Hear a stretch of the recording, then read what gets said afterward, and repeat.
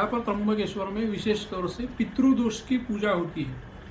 पितृदोष ये कुंडली में होता है। कुंडली में सूर्य शनि, सूर्य राहु, सूर्य मंगल राहु के साथ में, यानी सूर्य राहु चंद्र केतु गुरु, इन ग्रहों के साथ में कुछ विशिष्ट स्थानों में, लग्न स्थान, सप्तम स्थान, पंचम स्थान, पिता का स्थान, इन स्थानों में यदि ये ग्रह आ जाए तो वो पितृदोष बताया गया है। पितृदोष कैसे लगता है? तो पिताजी से लेकर पीछे वाली 7 पीढ़ियां, अपने मामा जी वाली 7 पीढ़ियां, शादी के बाद ससुर जी वाली, अपनी बुआ मौसी, इनको यदि इनका ठीक तरीके से पिंडदान हुआ नहीं, श्राद्ध हुआ नहीं, या पिछले 7 पीढ़ियों तक जो लोगों का और्ध्वदैहिक कर्म ठीक तरीके से हुआ नहीं, तो उन लोगों को असदगति मिलती है, वो लोग प्रेत योनि में भटकते हैं। आजकल का हमारा लाइफ फास्ट हुआ है, तो घर में कम से कम 1 साल में कम से कम 2 श्राद्ध करने के लिए बोले हैं। एक जो पितृपक्ष आता है, उस पितृपक्ष में श्राद्ध करना चाहिए, और दूसरा जो श्राद्ध है वो पिताजी या दादाजी की संवत्सरिक तिथि जिसे बोलते हैं, उस दिन करना चाहिए।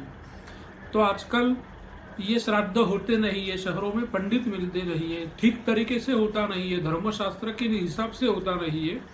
तो यदि ऐसे 5 साल तक पितरों के नाम से घर में श्राद्ध, पिंडदान, तर्पण, ब्राह्मण भोजन ये हुआ नहीं, तो पितर असंतुष्ट रहकर प्रेत योनि में जाते हैं। तो उसका निरसन होने के लिए अपने धर्मशास्त्र ग्रंथों में ये नारायण नागबली, ये 3 दिन का विशेष तौर से पूजा करने के लिए बोला है। और ये पूजा त्र्यंबकेश्वर में ही स्पेसिफिक होता है। उसका सती स्त्रियों का महाश्मशान है, ब्रह्मा विष्णु महेश स्वयं रूप में है। यहाँ पर गौतम ऋषि की तपश्चर्या की भूमि है। यहाँ पर कुंभ मेले का स्थान है। अहिल्या और गोदावरी ये 2 नदियों का संगम है। उसमें पंचदेवता यानी ब्रह्मा विष्णु शंकर यम तत्पुरुष, इनकी पूजा होती है, इनका हवन होता है। इनके लिए श्राद्ध पिंडदान और एक पुतला बनाया कर उनका वहां पर नारायण नाम और काश्यप गोत्र देकर उसका अपना पूर्व संबंधी मारकर उसका हम और्ध्वदैहिक कर्म करते हैं, जिसकी बॉडी जैसे किसी की जलाई नहीं होगी, या कोरोना से जैसे लोग जाते हैं तो उनकी बॉडी डायरेक्ट जला देते हैं।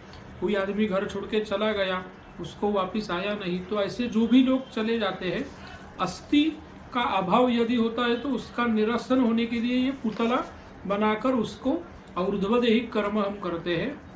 उसको जलाकर पहले दिन से लेकर 10वें दिन तक का नेक्स्ट डे उसका 11वां महिकोद्दिष्ट श्राद्ध, 12वां यानी सपिंड श्राद्ध, ऐसा प्रॉपर तरीके से किया जाता है। यानी उस प्रेतात्मा को सदगति मोक्ष मिलने के लिए, या अपने घर में जो भी लोग इन पीढ़ियों में भटक रहे हैं उनको सदगति दिलवाने के लिए, या अपना हिंदू धर्म में एक कर्तव्य मानकर ये हम कार्य करते हैं या करना चाहिए।